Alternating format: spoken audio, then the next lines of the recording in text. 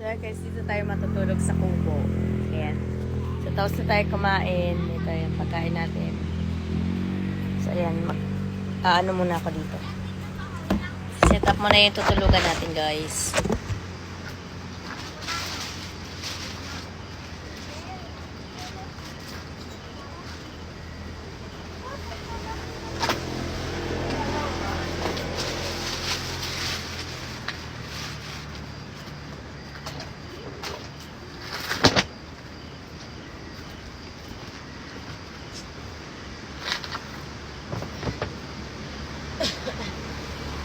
Siguro ganun na yung tulog natin.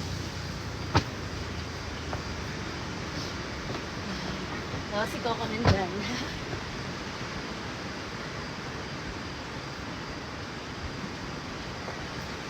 Yan. So, yan. May pinairam si ating mga kumot.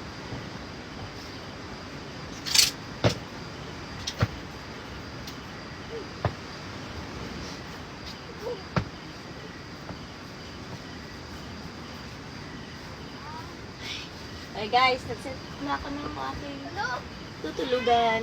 Naglutog na ako si mama. Ayan ang nasa gilid si Kian na.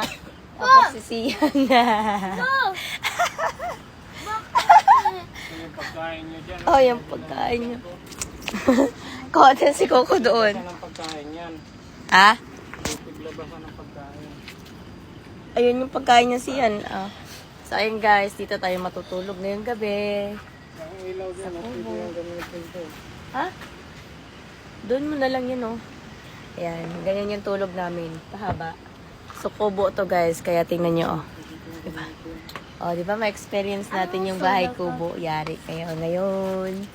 Yan, doon sa gilid si Kian, ha? Si Sian, ha? Sarap na matulog. Oh, fresh air, walang aircon, walang electric fan. Yari kayo ngayon. Kami, sanay kami ni Papa matulog sa ganito. Kayo, ewan ko lang sa inyo. Boy, hindi daw kuno pa si Sian pa. Hindi daw pa. No choice ka na ngayon kasi nandito na tayo. So guys, abangan nyo bukas yung ano natin dito. Explore natin dito sa Dingalan. So nandito kami sa Matawe Beach. Ayan, sa dulo to ng Dingalan kasi doon kami sa kabila, yung sa Paltic na kagabi. Tapos dito kami pumunta sa Matawe Beach. Dulo din to ng Dingalan. Maraming beach dito guys. Manadaanan din kaming falls. Marami ding falls dito kasi hindi pala namin napuntahan. So ayan, dito kami ngayon matutulog. So, baka na ninyo bukas. Ayan, hindi pa nakapagligpit. So, may lutuin yung lutuan natin. Nagluto tayo ng ulam na isda. Ayan yung ulam natin, oh. Yan.